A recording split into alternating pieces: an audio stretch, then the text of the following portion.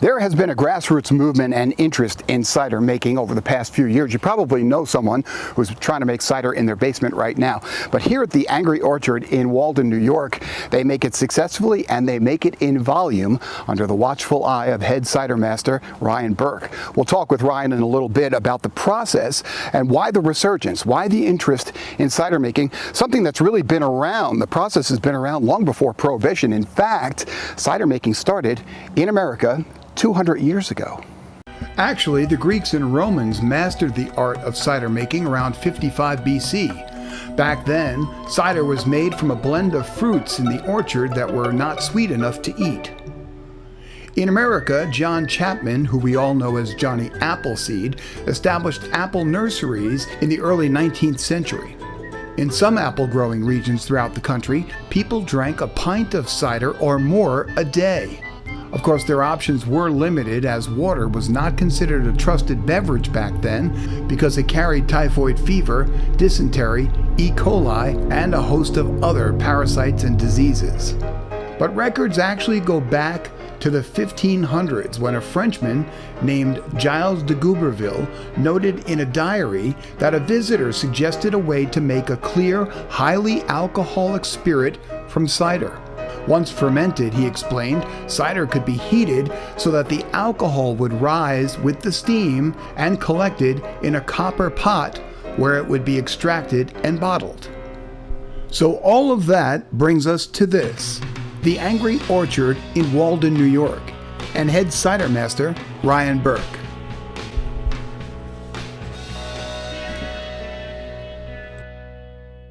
What do you think happened over the course of maybe the last 5, 7, 10 years where all of a sudden there's been this focus on cider?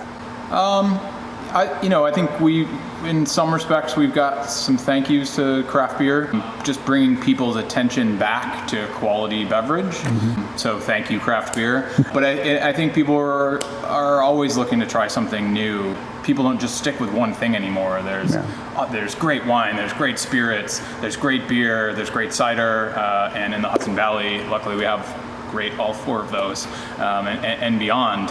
So there's so many cool new things to try all the time. You have a diversity of flavors and on the menu. How does one come up with it, and how do you decide what's good, or do you let people decide? A little bit of both.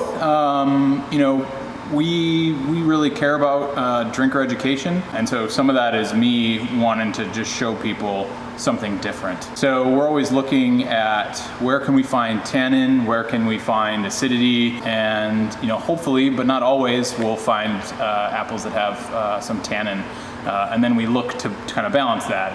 If it has it's going to be a cider that's about 6.5% alcohol. We want the acidity to be at a certain level, and we want tannins to be at a certain level. But yet, it always starts with apples and apple varieties. So you're a chemist? I don't know about that, but I'm a nerd. So.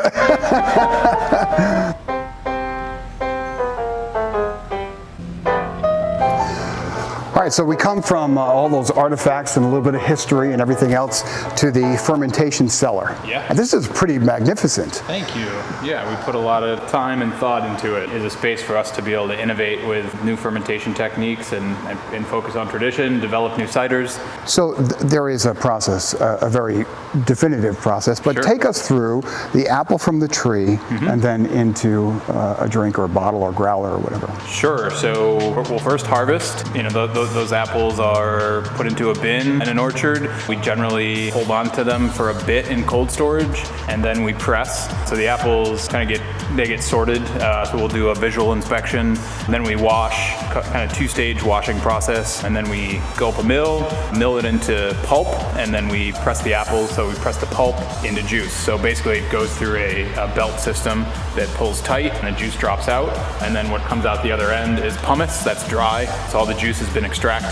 We send the pumice off to a cattle farmer, and then the juice goes into the fermenters, and that's when we start turning it into cider.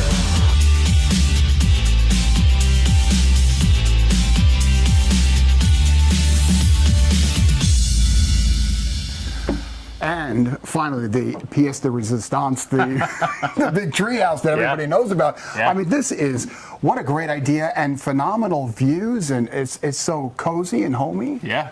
Yeah, they did a really great job. We went to Pete and his crew and, kind of let them know what we wanted to have, which was more of a tree house and less of a house up in a tree like some of the things that they do on the show. Yeah. We really wanted to be very open air and sort of give people a 360 view of the orchard and the gunks and the cider house, and really get to see an orchard from up on this vantage point, where I think to us it looks a little bit more like a winery setting, and we kind of want to deliver that message. So other than the national crew who came in from Treehouse Masters, if you haven't seen that episode, it's on animalplanet.com, and go to Treehouse Masters and you'll be able to see the making of this treehouse from the start to the finish, which was really amazing. They did it in about 16 days. Yes, right? Yeah, they were done really quick. It was pretty amazing to watch. It was amazing and entertaining as well. Yeah. But the cool thing about this is that it's a national company comes in and does it, but the rest of it's all locally done. That's right. Yeah, all the furniture came right out of Walden, down the road from Mill Spa. A lot of the wood was sourced locally. They're really tuned in to those desires for us to keep everything sourced from around the region. And you got this really hip bar. Yeah, yeah, definitely. Aside from the view, it's pretty cool that we've got a full bar up here. So we built a custom draft system so we can serve cider up here in the treehouse. Yeah, and that's the other thing. Take a look at the episode. That'll explain exactly how they get the cider up here from the mill, which is also pretty interesting. So the treehouse is open, but it's open for a tour setting. Yep, tours on the weekend. So we do it every hour on the hour, starting at 1 p.m. Saturdays and Sundays. Saturdays and Sundays, 1 p.m. every hour on the hour. So during the week, it's not open. So don't come here thinking that you can get it. You can come up and look at it. That's great, and get yourself some cider. But if you really want to get up here, then come on the weekends starting at 1 o'clock on the hour. And that's where you can get the full tour and experience exactly what this great place is. And it really came out beautiful. Thank you very much. Yeah, we love it.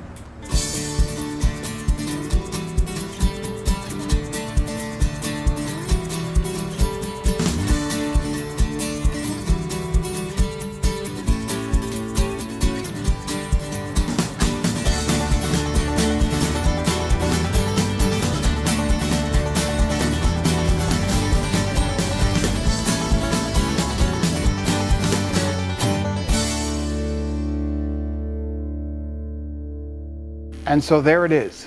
All of that work and effort into this glass.